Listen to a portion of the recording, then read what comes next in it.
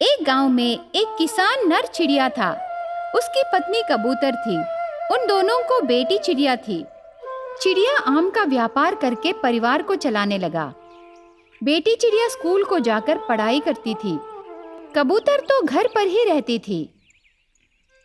सुनो, मैं आम बेचने जा रहा हूँ। घर आने तक थोड़ी देरी होगी क्योंकि शहर जाकर ताज़े आम लाना है ना। ठीक है जी, आते समय हमारे लिए सब्जियाँ लाइए और बेटी के लिए खाने को कुछ लाइए ना।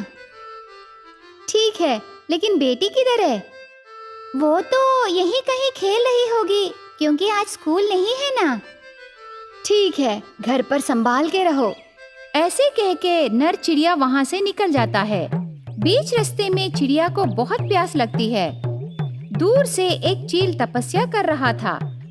वहां पानी मिलेगा सोचकर नर चिड़िया जाता है, पर वहां पानी दिखाई नहीं देता और चील तपस्या कर रहा था। स्वामी, मुझे बहुत प्यास लगी है, क्या यहाँ पानी मिलेगा? देखो बेटे, यहाँ पानी नहीं है। अगर तुझे पानी चाहिए तो देखो, यहाँ एक आम का पेड़ है ना, उस पेड़ के ऊपर एक आम है। अगर तुम उसे हासिल करोगे तो तुम अपनी प्यास मिटा सकते हो। लगता है आप इधर बहुत दिनों से रहते हो, तो आपको कैसे पानी मिलेगा? मैं तपस्या करता हूँ, मुझे पानी की जरूरत नहीं है बेटे। तुम तुरंत जाकर उस आम को हासिल करो, नहीं तो वो भी तुझे नहीं मिलेगा। चिड़िया बहुत देर तक उस आम की तरफ देखकर उसे हासिल करना मुश्किल है करके सोचता है। घर जाना ही बेहतर सोचकर वापस जाने लगा। इतने में वो चील खुद उस आम को निकाल के देता है। ले लो बेटे, ये आम किसी की भूख मिटाने के लिए काम आएगी। इसे तुम खाकर तेरे प्यास और भूख को मिटाओ। ऐसे चील के दिए आम को खाने के बाद, उसके प्यास और भूख मिटाने के बाद चिड़िया को एक संदेह होता है। इतने बड़े पेड़ को सिर्फ एक ही आम आए क्या स्वामी? ऐसे क्यों? देखो बेटे, यहाँ पानी मिलना बहुत मुश्किल है। 10 मील दूर जाने के बाद एक तालाब है। वहाँ से इधर तक पानी लाने वाला कोई भी नहीं है। यहाँ पर बहुत सारे आम के पेड़ थे, वो सब सूख गए हैं। सिर्फ ये एक पेड़ ही बचा है, पर ये पेड़ भी थोड़े दिनों में सूख जाएगा। इस आम के पेड़ तो बहुत मीठे हैं।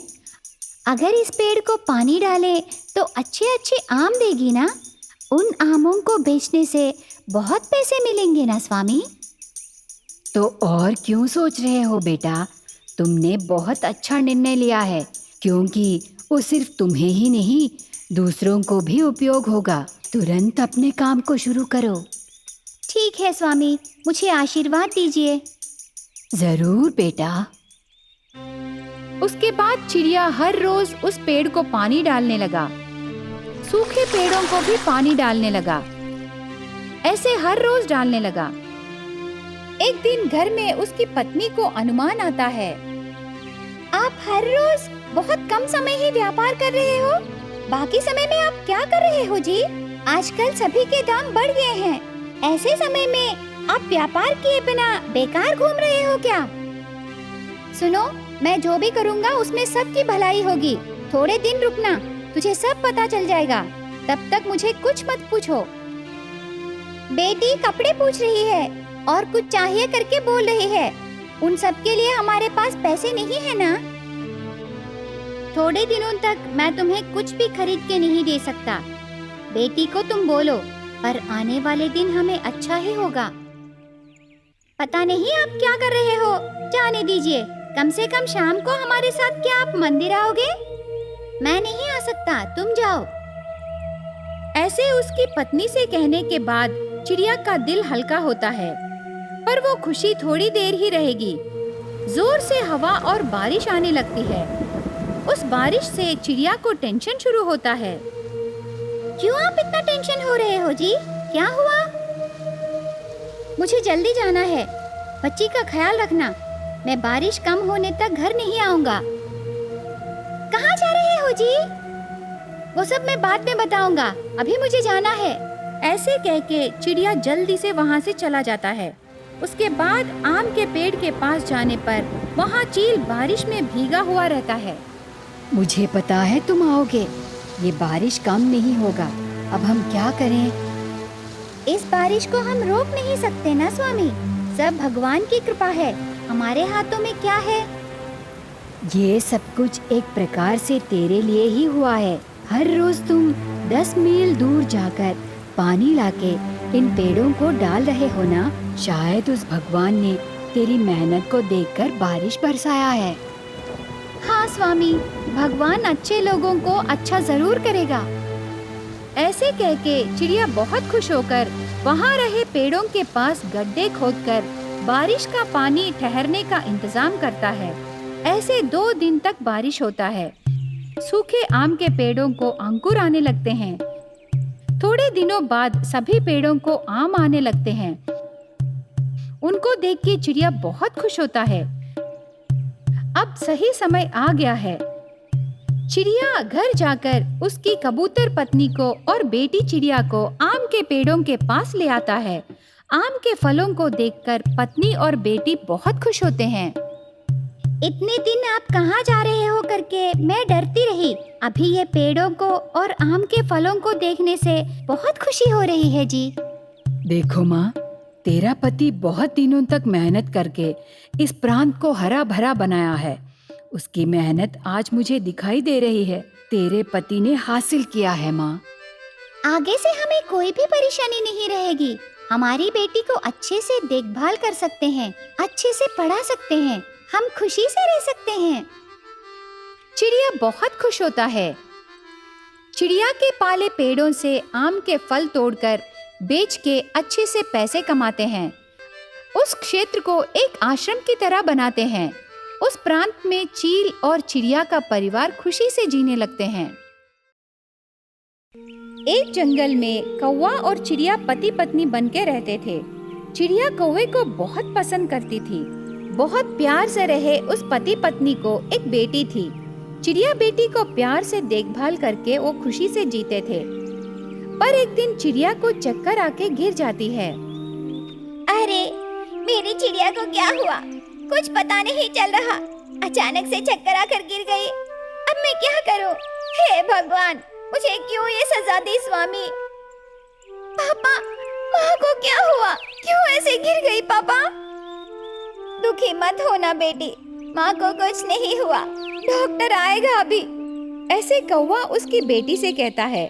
थोड़ी देर बाद वहाँ डॉक्टर तोता आती है। चिड़िया की परीक्षा करती है। देखिए, ये चिड़िया मर गई, दिल के दौरे से मर गई।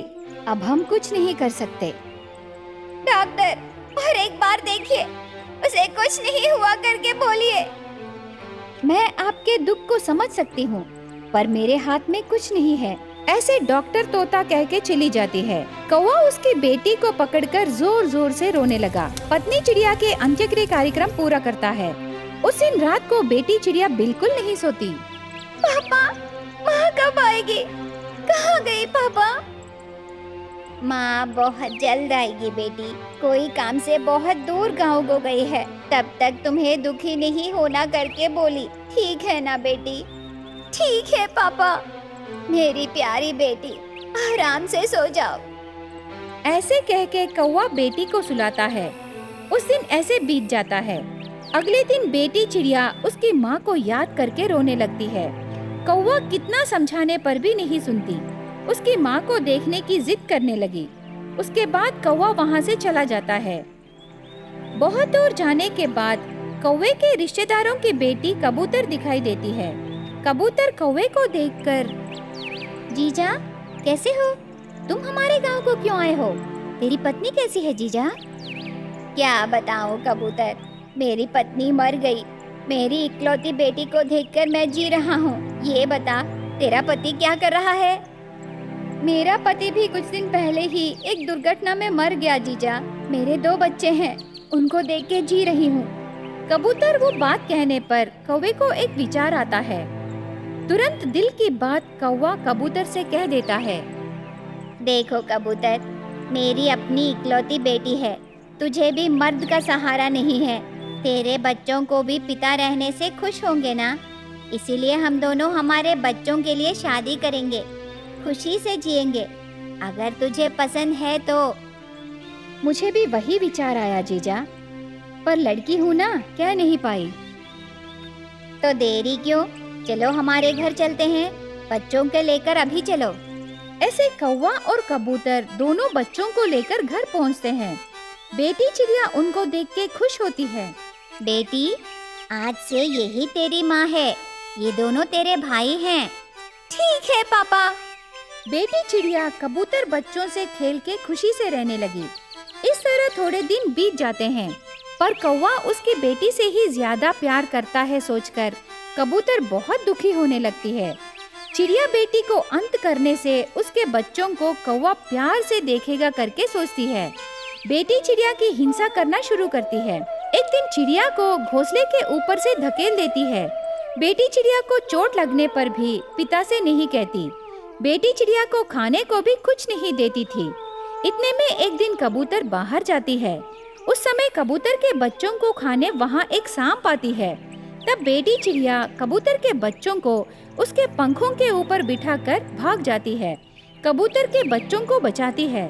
शाम को कबूतर वहाँ आकर पूरा विषय जानकर बहुत दुखी होने लगती है। बाप रे, ये कैसे हो गया? मुझे माफ करो बेटी, मैंने तुम्हें बहुत सताया है, पर तुमने तो मेरे बच्चों को बहुत प्यार से देखी। मुझे मेरी गलती का एहसास हुआ है बेटी, मुझे तुम माफ करोगी ना बेटी? माँ, वो मेरे भाई हैं, तुम मेरी माँ हो, तुम्हें संभाल के देखने की जिम्मेदारी मेरी है। ऐसे बेटी चिड़िया कहने पर कबूतर गले लगाती है। उनको प्यार से देखकर कौवा बहुत खुश होता है। उसके बाद से वो पूरा परिवार खुशी से जीने लगता है।